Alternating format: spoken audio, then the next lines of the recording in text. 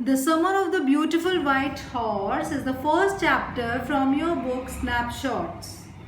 Children, this is the story of Aram and Murad, and they were poor boys who belonged to a Armenian Geroghalian family who were known for their honesty since the 11th century. Now, let's begin the chapter. One day back, there is a good old days when I was 9 and the world was full of every imaginable kind of magnificence, and life was still a delightful and mysterious dream. My cousin Murad, who was considered crazy by everybody who knew him except me, came to my house at 4 in the morning and wake up tapping on the window of my room. Sorry, Aram, he said. I jumped out of bed and looked out of the window. I could not believe what I saw. It wasn't morning yet, but it was summer, and with daybreak, not many minutes around the corner of the world, it was light enough for me to know I wasn't dreaming.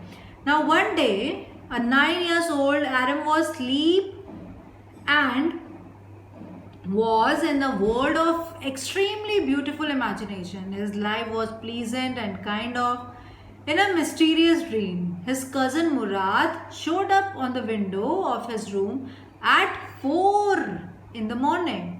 He called Aram, who jumped out of his bed and still couldn't believe what he saw out of the window. It was dawn and that there was light enough outside. He made him see outside what made him believe he wasn't dreaming. My cousin Murad was sitting on a beautiful white horse. I stuck my head out of the window and rubbed my eyes. Yes, he said in Armenian, it's a horse. You are not dreaming. Make it quick if you want to, right? I knew my cousin Murad enjoyed being alive more than anybody else who had ever fallen into the world by mistake. But this was more than even I could believe in the first place. My earliest memories had been memories of horses, and my first belongings had been belongings to ride. This was the wonderful part. Now Murad was sitting on a white horse. Aram rubbed his eyes and stuck out of his head out of his window. Murad assured him it was not a dream. He asked if he wanted to ride, he must make it quick. Murad was a type of person who enjoyed being alive, but he could not believe what he was seeing, a horse in front of him. Aram's earliest memory was of horse, and he always wanted to ride one. This was a wonderful part that he was actually going to ride a horse for real. In the second place, we were poor. This was the part that wouldn't permit me to believe what I saw. We were poor, we had no money, our whole tribe was poverty stricken. Every branch of the Geroghalian family was living in the most amazing and comical poverty in the world. Nobody could understand where we ever got money enough to keep us with food in our bellies. Not even the odd men of the family. Most important of all, though we were famous for our honesty. We had been famous for our honesty for something like 11 centuries. Even when we had been the wealthiest family in what we like to think was the world. We were proud first, honest next, and after that we believed in right and wrong. None of us would take advantage of anybody in the world, let alone steal. Now Aram's family was poor and he had no money, so it was difficult for him to believe in what he was saw outside his house.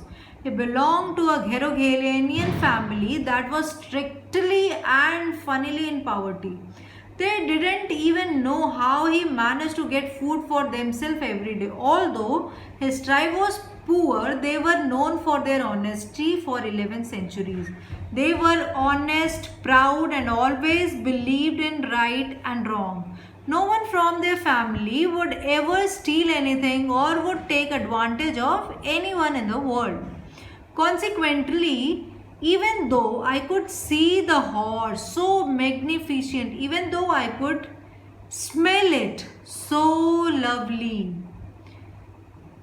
even though I could hear its breathing, so exciting, I couldn't believe the horse had anything to do with my cousin Murad or with me or with any of the other members of our family asleep or awake, because I knew my cousin Murad couldn't have brought the horse.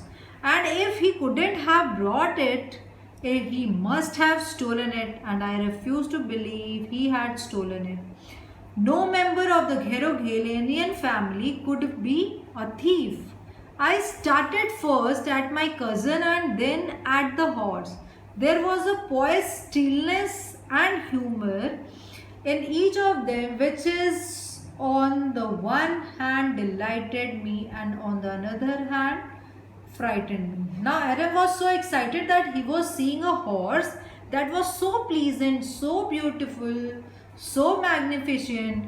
He could smell it and hear it breathing and still could not believe that Murad or anyone in the family could afford a horse. He was thinking if Murad had stolen the horse, but he did not believe it, as he thought no one is in his family could be a thief. He startled at his cousin and then at the horse. There was religious motionlessness and wittiness in both Murad and the horse, as one charmed him, on the other scared him. Now, Murad, I said, where do you steal this horse? Leap out of the window, he said, if you want to ride. It was true then. He had stolen the horse, there was no question about it. He had come to invite me to ride or not, as I choose. Well, it seemed to me stealing a horse for a ride was not the same thing as stealing something else, such as money. For all I knew, maybe it wasn't stealing at all. If you were crazy about horses, my cousin Murad and I were. It wasn't stealing. It wouldn't become stealing until we offered to sell the horse, which of course I knew we could never do.